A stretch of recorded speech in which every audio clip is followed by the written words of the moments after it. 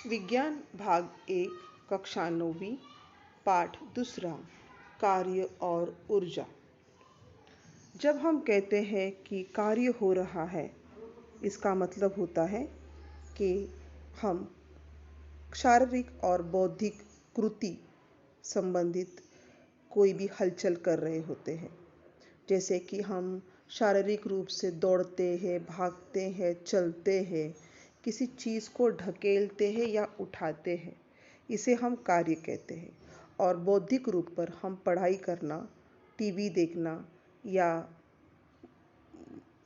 मन में कोई विचार लाना, इन सभी को हम कार्य कहते हैं। इसे हम शारीरिक और मानसिक कार्य कहते हैं। पर विज्ञान की भाषा में, विज्ञान की दृष्टि में कार्य की परिभाषा क्या है? विज्ञान की दृष्टि से कार्य का मतलब होता है किसी पिंड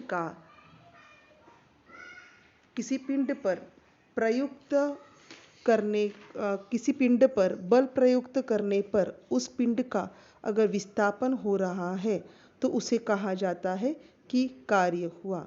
यदि किसी पिंड पर बल प्रयुक्त करने पर यदि उसका विस्थापन हो रहा है तो उसे वैज्ञानिक दृष्टिकोण से कार्य हुआ ऐसे कहा जाता है। उदाहरण के तौर पर देखिए, अगर यहाँ पर कोई वस्तु रखी हुई है और इस वस्तु पर अगर हम इस तरफ से बल प्रयुक्त कर रहे हो तो उस वस्तु का उस बल की दिशा में कार्य होता है, यानी कि वस्तु यहाँ से इस तरफ ढकेली जाती है। इसे हम कहते हैं कार्य हुआ। प्रथमतः मूल रूप से वस्तु अपनी एक ही जगह पर स्थिर खड़ी थी, इसे कहा जाता है वस्तु की स्थिर अवस्था। और जब ऐसी स्थिर वस्तु पर हम बल लगाते हैं तो उस वस्तु का एक जगह से दूसरी जगह पर विस्थापन होता है और इसे ही कहा जाता है कार्य हुआ। कार्य का जो सूत्र है वो सूत्र देखिए, कार्य बराबर बल गुना विस्थापन। कार्य बराबर बल गुना विस्थापन। कार्य यानी कि वर्क, जिसे हम W अक्षर से दर्शाते हैं, और बल यानी कि फोर्स, जिसे हम कैपिटल F अक्षर से दर्शाते हैं। विस्थापन यानी कि डिस्प्लेसमेंट को स्मॉल s से दर्शाया जाता है। इसकी इकाई देखिए, SI प्रणाली में बल की इकाई होती है न्यूटन और डिस्प्लेसमेंट यानी कि विस्थापन की इकाई होती है मीटर। इसलिए कार्य की SI प्रणाली में इकाई है न्यूटन मीटर, जिसे जूल इस नाम से भी जाना जाता है। इसलिए देखिए, यहाँ मैंने आपको लिख कर दिया है कि 1 जूल बराबर 1 न्यूटन मीटर। दूसरा, सीजीएस प्रणाली में कार्य की इकाई होती है डाइन सेंटीमीटर। डाइन सेंटीमीटर को ही एक अर्ग कहा जाता है। यहाँ थोड़ा सा गलत लिखा गया है मुझसे, आप इसे करेक्ट कर लें। यहाँ आपने लिखना है एक अर्ग।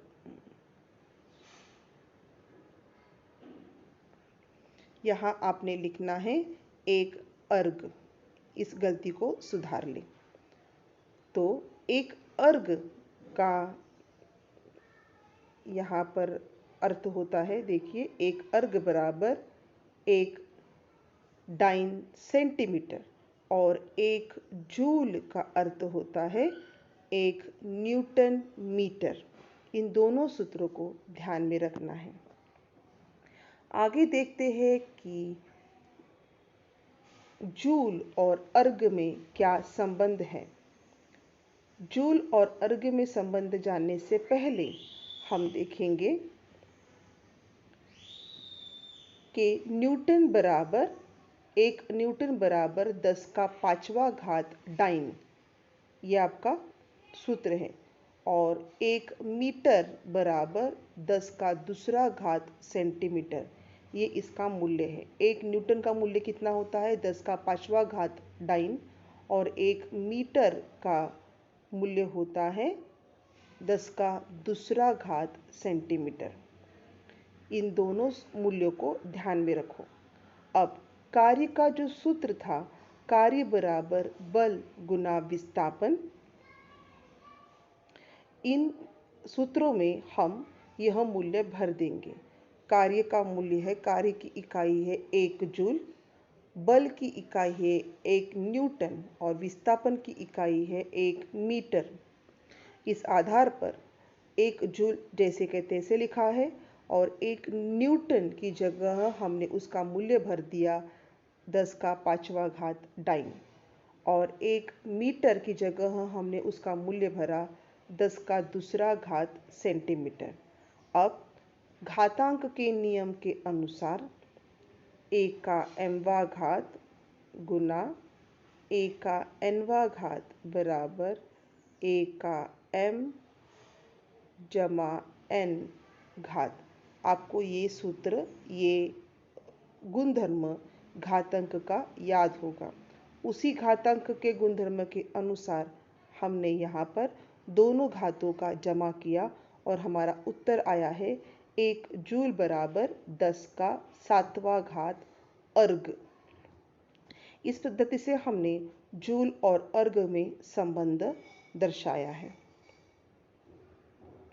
आगे चलते हैं। धनात्मक, ऋणात्मक और शून्य कार्य का क्या मतलब है? जिस समय बल और विस्थापन की दिशा समान होती है, उस समय बल द्वारा किया गया कार्य धनात्मक होता है। जैसे कि अगर कोई पिंड यहाँ पर रखा है और उस पिंड को आप इस दिशा में यदि बल लगा रहे हो, तो उस पिंड का अगर विस्थापन उसी दिशा में हो रहा है तो इसे हम कहेंगे धनात्मक कार्य, पॉजिटिव वर्क। यहाँ पर थीटा का मूल्य 0 होता है। नेक्स्ट, जिस समय बल और विस्थापन की दिशा एक दूसरे के विपरीत हो, यानी कि वस्तु है, वस्तु पर इस दिशा में बल लग रहा है परंतु इसका विस्थापन उसकी बल की विपरीत दिशा में अगर हो रहा हो, तो यहाँ हम कहेंगे कि कार्य निगेटिव यानी कि ऋणात्मक हुआ है। यहाँ पर थीटा का मूल्य 180 डिग्री होता है। आगे देखते हैं, जिस समय बल लगने पर कोई विस्थापन हुआ ही नहीं, उस वक्त बल और विस्थापन एक दूसरे के लंबवत होते हैं और यहाँ पर हम कहेंगे कि कार्य 0 हुआ। यहाँ थीटा का मूल्य 90 होता है। थीटा का जो एंगल है वो 90 होता है, 90 अंश का कोण बनाता है। अब कॉस थीटा 0 हो तो उसका मूल्य क्या होता है? यहाँ पर लिखा हुआ है कॉस थीटा का मूल्य यदि 0 हो, कॉस 0 का मूल्य 1 होता है, कॉस 0 का मूल्य 1 होता है। तो यदि हमने सूत्र में थीटा की जगह 0 लिखा तो इसका मूल्य क्या बन जाएगा? 1। और जब 1 से हम किसी अक्षर को गुना करते हैं तो उसका मूल्य आता है धनात्मक, इसलिए यहाँ पर कार्य धनात्मक हुआ। नेक्स्ट, यदि कॉस का मूल्य अगर हमने साइल में रिकॉर्डिंग कर कॉस जो है उसका मूल्य 180 हो, यानी कि थीटा का मूल्य यदि 180 हो,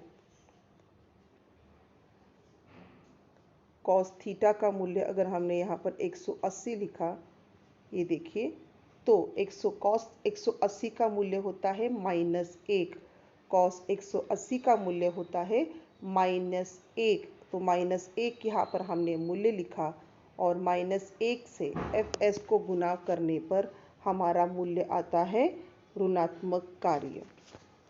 उसी तरह से जब हम cos 90 का मूल्य जो है 0 है, जब हम cos 90 का मूल्य यहाँ पे लिखते हैं तो 0 से गुना करने पर कार्य कितना होता है?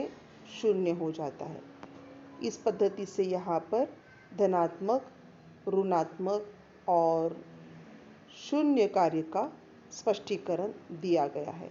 अगले क्लास में हम ऊर्जा के बारे में पढ़ेंगे। तब तक आप ये नोट्स और वीडियो ठीक से आप देखिए और अपनी कॉपी में इसे लिख लीजिए।